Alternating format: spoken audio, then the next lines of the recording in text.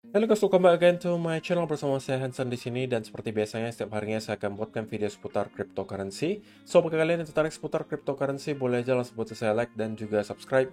Jangan lupa juga untuk hidupkan lonceng notifikasinya supaya kalian gak ketinggalan update baru seputar cryptocurrency. Oke, pada hari ini guys kembali kita akan bahas seputaran Bitcoin dan seperti biasa kita bakalan mulai dari market cap terlebih dahulu.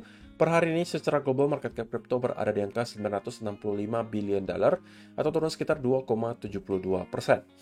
Nah, Bitcoin sendiri di angka 20.822, Ethereum 1.528, BNB 291, XRP 0,38, Cardano 0,33, Dogecoin 0,081, dan Polygon Matic berada di urutan ke-10 dengan harga 0,94 dolar. So, per hari ini kita melihat market rata-rata dalam keadaan merah. Penurunannya ranging antara 1, sekian persen hingga kurang lebih 6%. So, itu adalah outlook sementara dari beberapa top coin yang ada.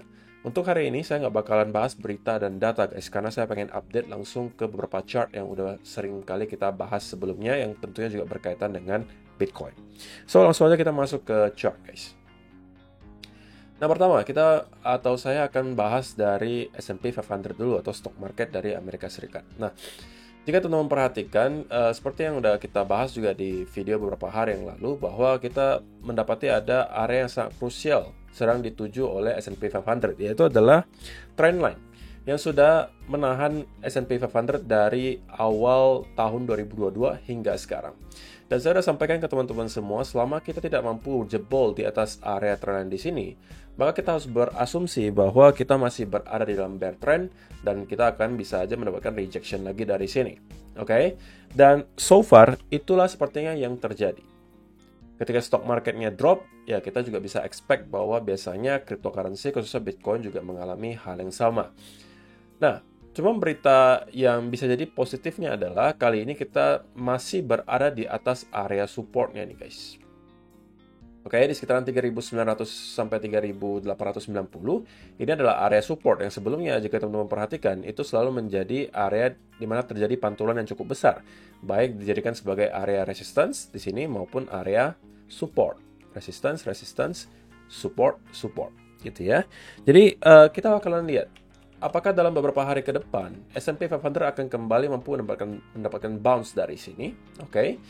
Semakin banyak sentuhan yang terjadi di sini, maka probability-nya semakin tinggi bahwa kita akan kemudian jebol di atas area tersebut, guys. Oke, jadi kalau misalnya dalam beberapa hari ke depan, ya kita udah mendekati weekend sih sebenarnya, guys. Kemungkinan tidak akan terjadi di minggu ini, mungkin minggu depan. Kalau kita sampai mampu jebol di atas trendan di sini, maka ini sekali lagi bisa menjadi indikasi yang sangat kuat bahwa stock market kemungkinan bakalan bisa mendapatkan pergerakan yang lebih sustain ke atas. Oke, minimal targetnya sampai ke 4.300 menurut saya.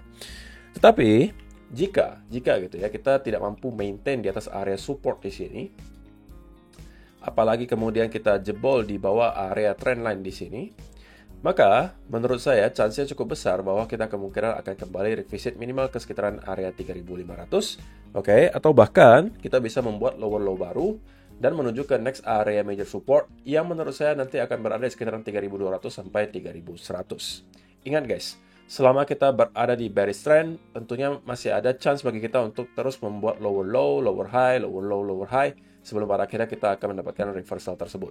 Oke? Nah, berkaca dari data yang atau pergerakan S&P 500 ini, maka kita juga bisa expect sebenarnya hal yang serupa juga akan terjadi ke Bitcoin. Tergantung nanti pergerakannya seperti apa ya guys. Nah, Bitcoin sendiri juga terkoreksi, oke? Ekspektasi saya kemarin bahwa kita akan langsung melanjutkan kenaikan dari sini guys. Dan ternyata analisa tersebut salah. Oke, jadi saya harus akui analisa saya kemarin atau ekspektasi saya kemarin itu salah, bahwa saya expect kita tidak akan koreksi terlalu dalam dan kemudian kita akan langsung meneruskan kenaikan dan menuju ke next area major resistance. Dan itu sudah terbukti salah dan sudah terinvalidasi dengan kita sudah breakdown di bawah area lower trend line-nya. Cuman harusnya teman-teman juga tidak sempat masuk gitu ya kalau memang kalian mengikuti apa yang saya sampaikan kemarin. Kenapa? Karena saya sudah sampaikan ke teman-teman juga kalau misalnya teman-teman pengen cari long setup gitu ya dan juga pengennya yang high high risk, maka teman-teman at least harus menunggu dia mampu jebol di atas area upper trend line-nya, kemudian retest, dan dari sini kita akan baru bisa mendapatkan long setup. Inilah sekali lagi pentingnya teman-teman menunggu yang namanya konfirmasi. Tidak serta-merta ketika kita membuat sebuah analisa dan cukup yakin bahwa kita akan melakukan skenario A, kita kemudian akan langsung masuk tanpa ada setup. Nah, kalau misalnya teman-teman masuk langsung buy di sini, oke, tanpa menunggu dia jebol di atas area upper trend line-nya, ya berarti teman-teman tidak sabaran gitu dan tidak menunggu konfirmasi. Sedangkan kalau teman-teman yang menunggu konfirmasi harusnya tidak akan sempat masuk ke long di sini. Kenapa? Karena kita tidak sempat jebol di atas area trend line-nya. In fact, kita terus-menerus mengalami rejection setiap kali kita menyentuh area upper trend line-nya. Dan kali ini kita sudah terjebol justru ke bawah, guys.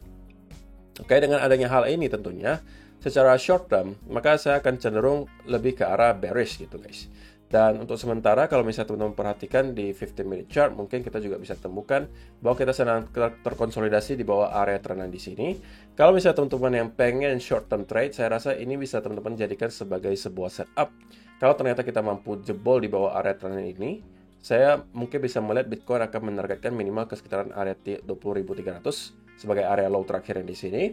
Atau kalau kita mampu jebol ke bawah area tersebut, maka kita bisa expect Bitcoin akan menyentuh ke beberapa area Fibo yang kemarin sudah sempat kita bahas, guys.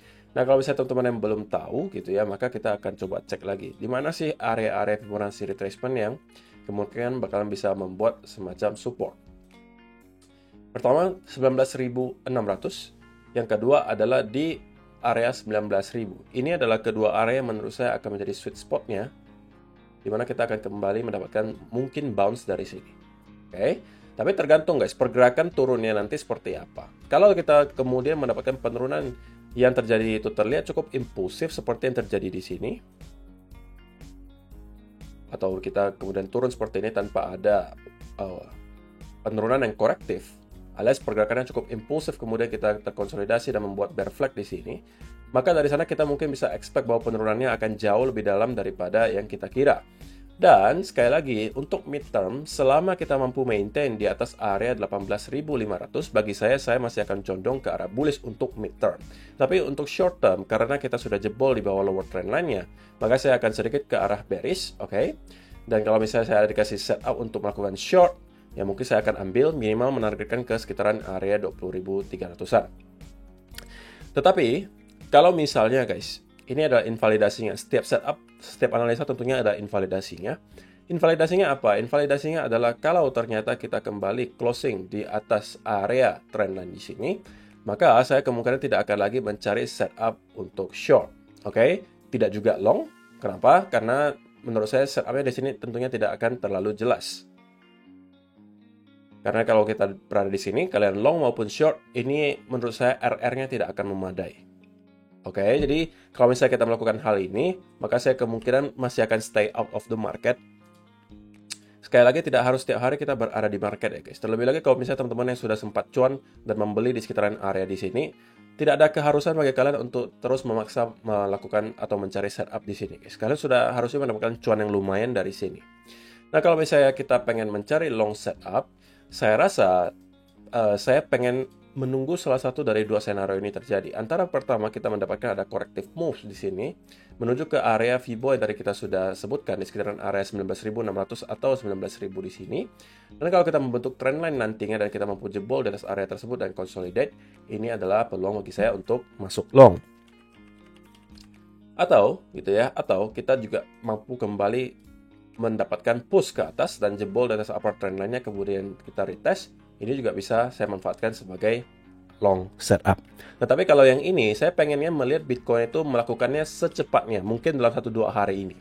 Sehingga saya bisa consider ini adalah sebuah fake out ke bawah. Tapi kalau kita terkonsolidate di bawah area ini, dan kemudian kita naik, dan modelnya merangkak seperti ini ke atas, saya mungkin tidak akan mencari peluang untuk long.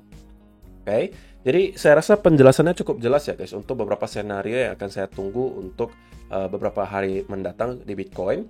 Sekali lagi kesimpulannya adalah untuk midterm selama kita mampu maintain di atas area 18.500 saya akan masih tetap ke arah bullish. Untuk short term memang bearish karena kita jebol di bawah trend line-nya. Tetapi midterm masih dalam keadaan bullish dan kalau misalnya teman-teman pengen cari swing ya memang menurut saya masih akan RR-nya lebih baik kalau misalnya kita menunggu dia koreksi lebih dalam sebelum kalian cari peluang untuk long. Oke? So, terima kasih yang sudah menonton sampai selesai video hari ini guys. Semoga bermanfaat untuk kalian semua. Kita akan ketemu lagi di video yang berikutnya. Bye-bye.